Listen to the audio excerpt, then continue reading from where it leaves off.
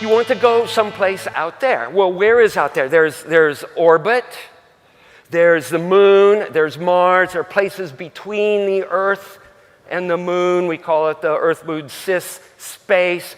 And there's Lagrange points, there can be asteroids, there could be geostationary orbit. So pick where you want to go.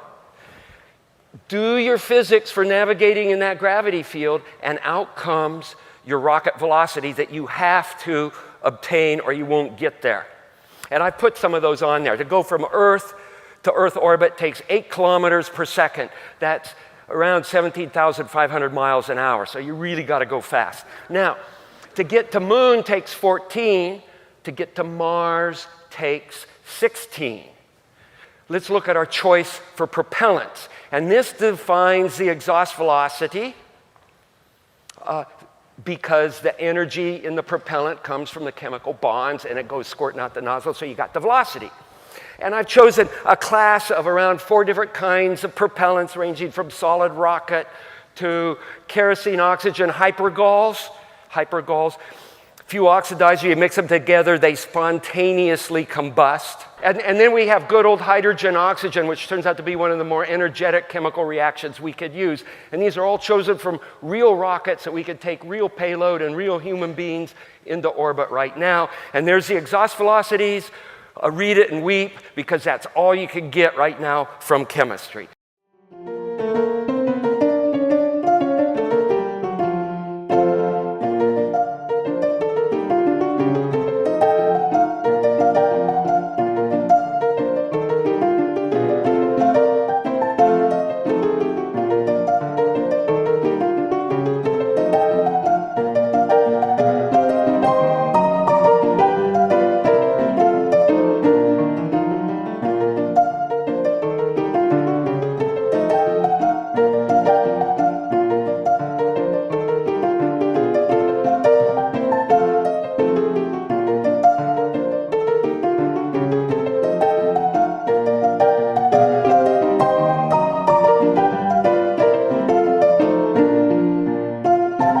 To get to moon takes 14.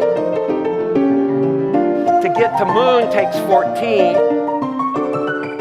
To get to moon takes 14.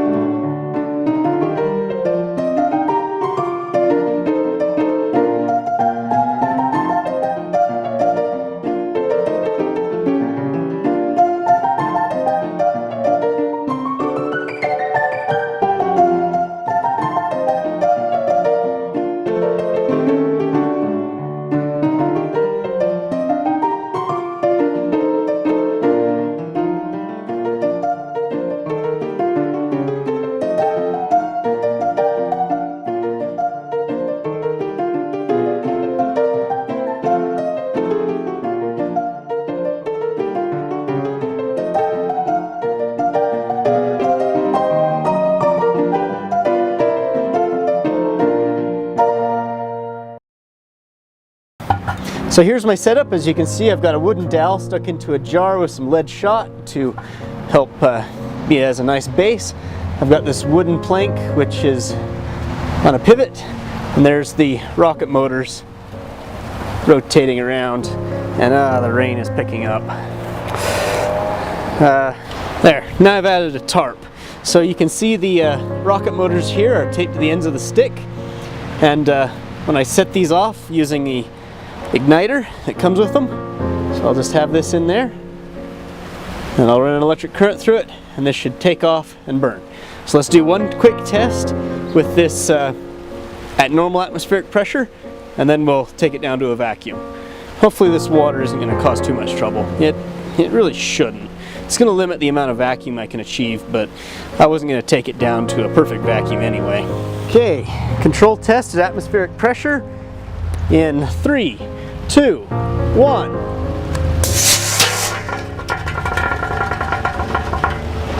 Well, that made a bit of noise, didn't it? Let's see what happened in there. 3,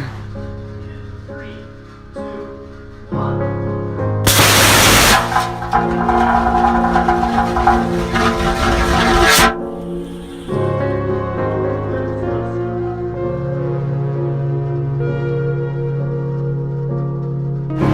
Pull this off.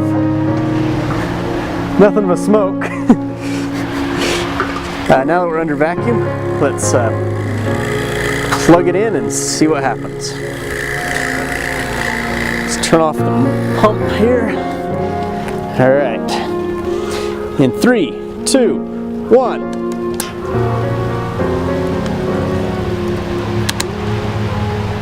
Well, I didn't hear anything happen. Doesn't mean nothing did, because maybe the sound was completely blocked.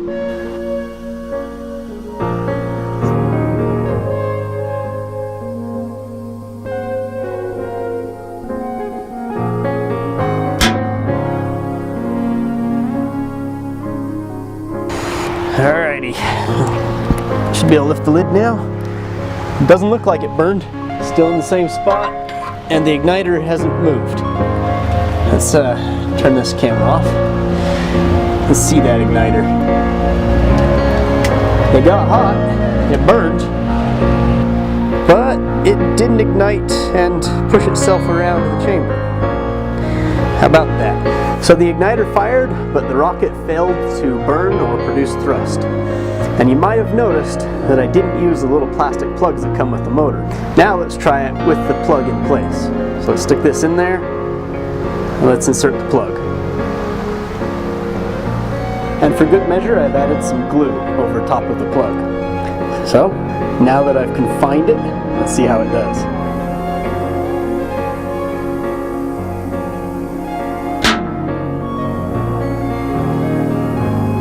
Honestly, I was expecting it to work that time, but I guess it makes sense. This motor is not designed to run in a vacuum. This is designed for sea level or atmospheric use. You see, the pressure is released far too quickly, and the gunpowder inside can't sustain a burn. So what I need to do is figure out a way to keep the pressure up long enough for the gunpowder to get going and start pressurizing itself. So this is what I've come up with. I have sealed everything inside of a little plastic bottle, as you can see. The igniter and everything's inside. Now hopefully the air pressure around the motor will stay high enough, long enough for the motor to fully ignite. And then hopefully this little hot glue plug will actually blow out and allow the rocket to continue. I have sealed everything inside of a little plastic bottle, as you can see. The igniter and everything's inside.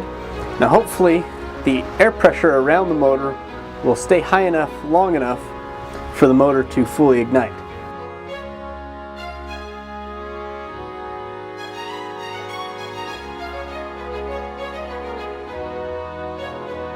Once again under vacuum, let's see what happens. Turning on the motor in 3, 2, 1.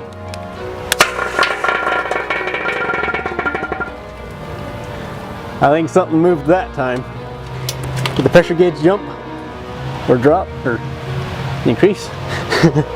It looks like it did. So that's how much gas the motor produced.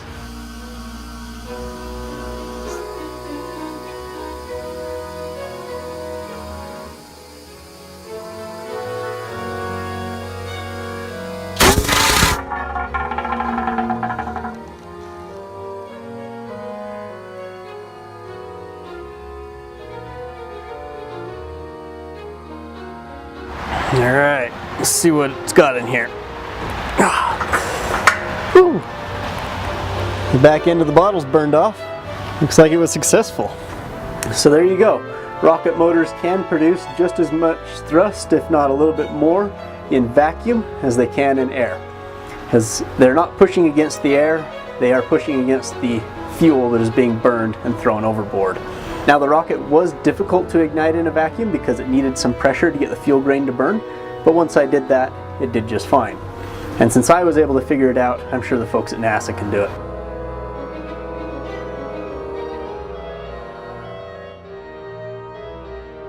Now the rocket was difficult to ignite in a vacuum because it needed some pressure to get the fuel grain to burn, but once I did that, it did just fine. And since I was able to figure it out, I'm sure the folks at NASA can do it.